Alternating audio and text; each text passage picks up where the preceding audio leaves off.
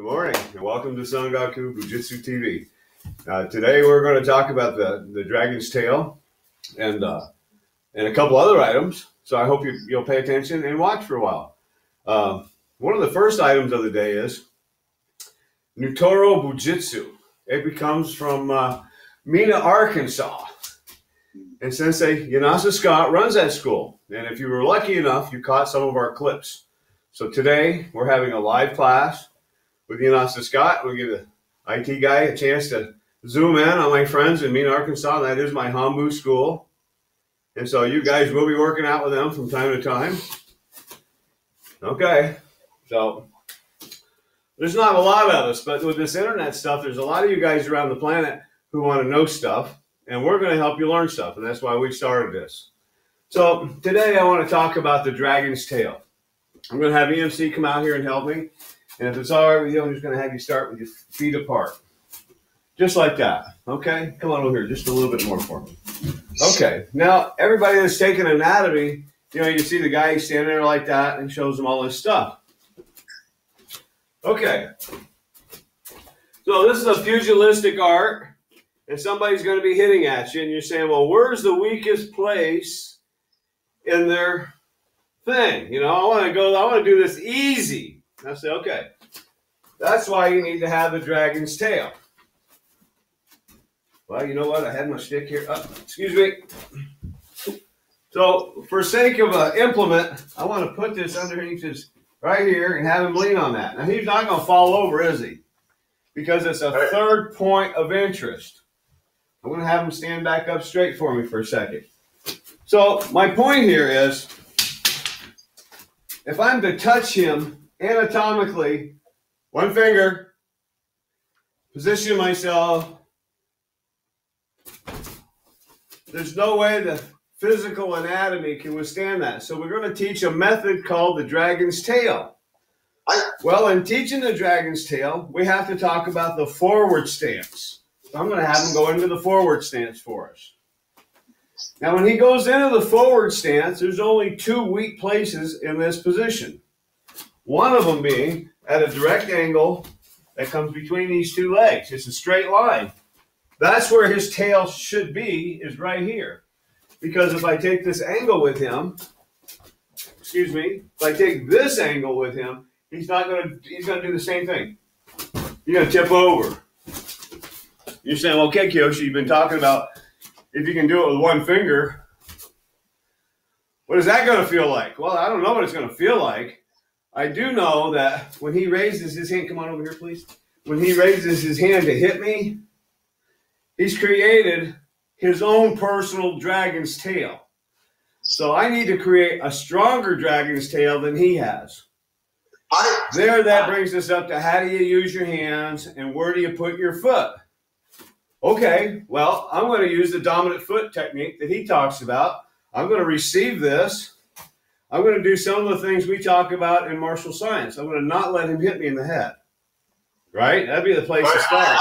But if I just go like that and I don't move to the right next position, I got to deal with that one. If I don't go to the next right position, oh, here he doesn't stop because you know what? Some nitwit wants to hit you in the head. So I'm going to move a dominant foot position so that I capture the dragon's tail. My strength now is going straight into him. Little or no effort. Yes, I love the dummy, obviously. You can't hit it enough because your students aren't going to like it. But when he throws a shot at me, it doesn't matter if it's this one or that one, if he created this for me. Now, if I do this from behind, the same thing happens again. There's a weak spot there. And a lot of you say, well, yeah, but sometimes people grab us. They don't always punch at us. And I go, okay, he's going to grab me. Okay, if nobody liked that grab, I'll come up with another one. But that line is still there.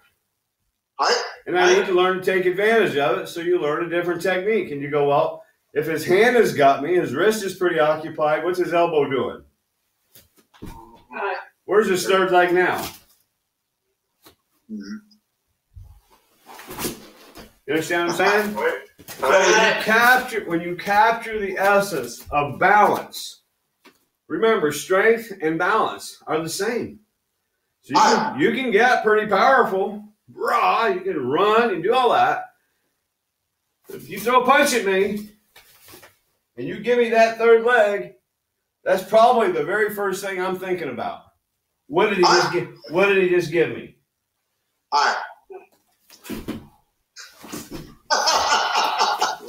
Right?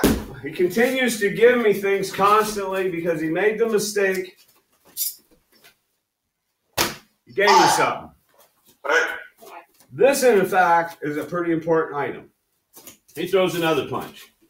Okay, and I'm going to say I want to use the head and the body. I don't want to punch. I'm not a good puncher, which I'm really not. So I move that away, and I say I find the head. And I said, where's this third leg now? And I just walk away. In my mind, I walk away, and I look back at that thing, and I go, look where I left him. Come on. He's looking like a pretzel already. Because I went to a balance spot. Okay, and it's never... Okay, so now you guys, you get out there, and we're going to do 10 each side. We're going to get powerful. It won't work. I picked up the candle the other day, and I said, hey, listen, if you're not in the right spot, you can't pick it up. You also heard me say, if you can't take a punch, how are you going to get in the right spot? We're not. And you've heard your sensei say, close quarter combat. You heard your soke say, close quarter combat. That's not way over here. It's right here. Okay, so he throws that in here. I have to take some of it. Oh, I have to go to a joint. Now I have to discover what, Melissa? Melissa, the dragon's tail. Where is it? Okay, now I talk about body change all the time. You see, I just lightly grabbing him. I got him pinned against my hip.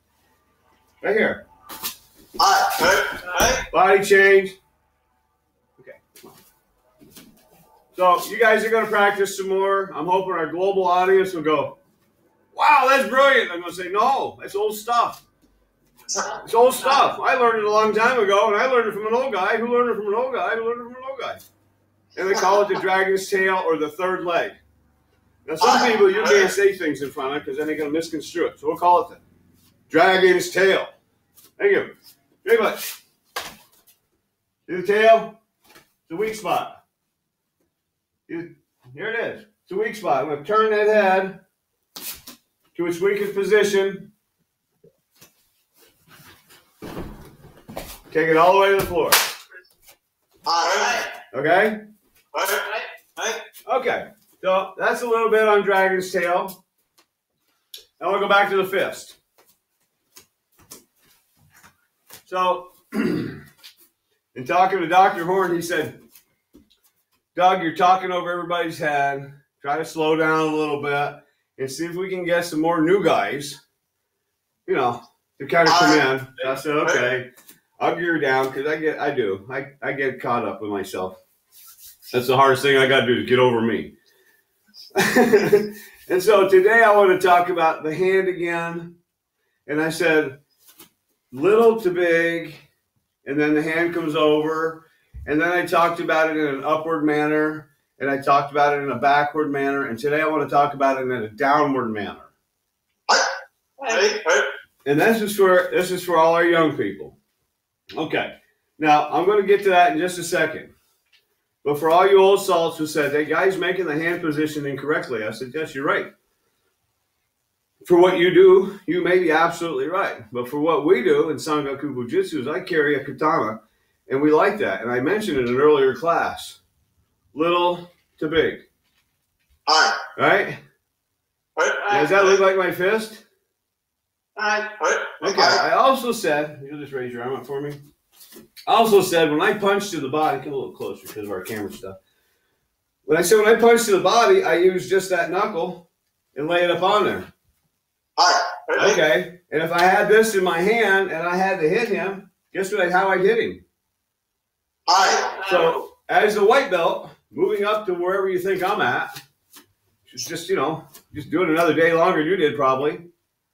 That hand position became more important to me to share with you because this is the end result of Sangaku, because we're a classic style. We study classic stuff. Okay, then, right? That's some of us do that, and some of us study other stuff. But for you today, there's a fist. That's how I grab a blade. So if I'm grabbing it, it's little big, and I crank my hands over. So I'm not going to give a big sword class today, but we have a global audience, right? So we want to talk about something simple, make the hand, and when you're grown up enough to own a katana, you can start out with a shinai. That's what most of us start out with, and then you work on up to something. So that's back to the fist. Now I have EMC here with me this morning, and I want to talk about a chewed-on punch. Now for you the guys that are don't know anything, you have to learn how to make the hand.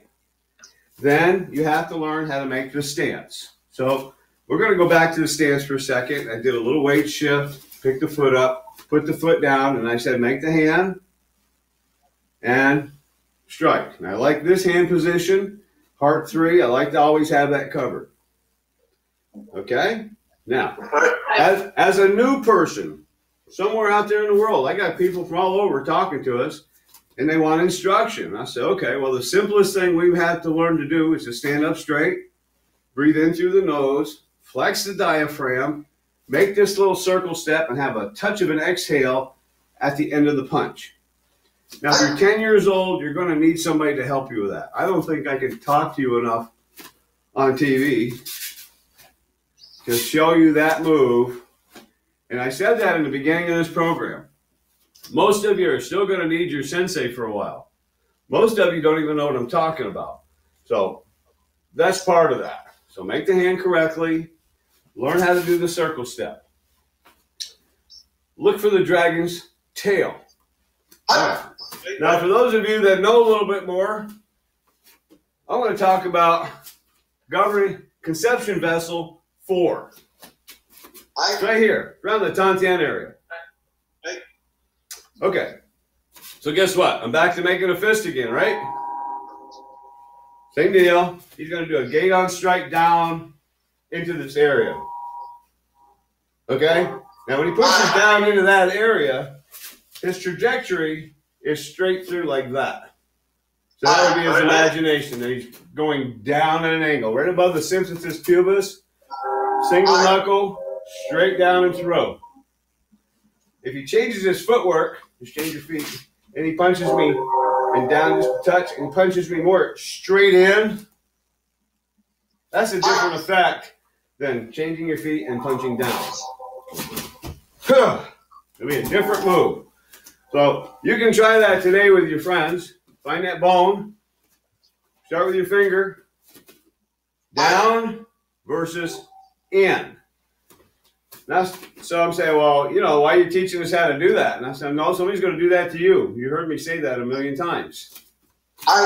Everybody knows this stuff. What they don't know is how to stop them. Right? We stop the fighting. Technical expertise to stop fighting. We're peaceful people. But, as we said about good men before, right? We know how. So I talked about that. CV4 as being a key drain on a down trajectory. Straight in, more serious. So be careful with that poking. You're going right into the Tantian and the Hara. Pretty serious stuff. All right. Now, I got you there. You're saying, okay, well, there's one application of the same technique. We're going to go back to the dragon's tail again, right? And I have a formula with hand check clear. And I do the monkey trap. Right? And I get a hold of this wrist, right? And you know I like this spot, pericardium 6. And so I start to get on that, and I do that little setback, and I draw this on here. And you saw him drop me right off my feet the other day, right? Pulled right on me. Okay?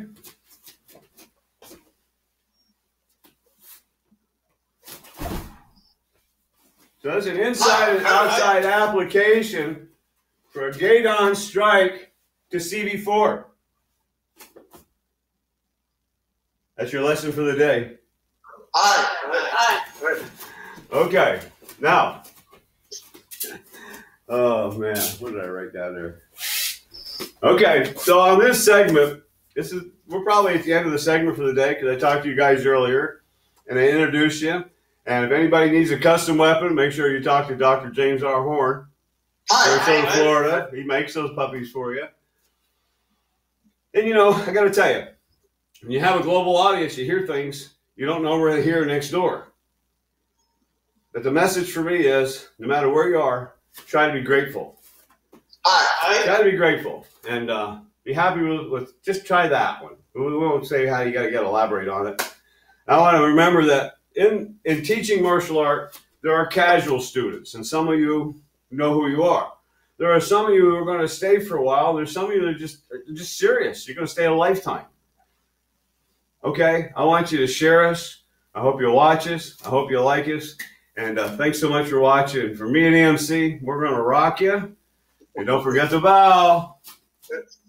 Arigato gozaimasu. Arigato gozaimasu. Hi.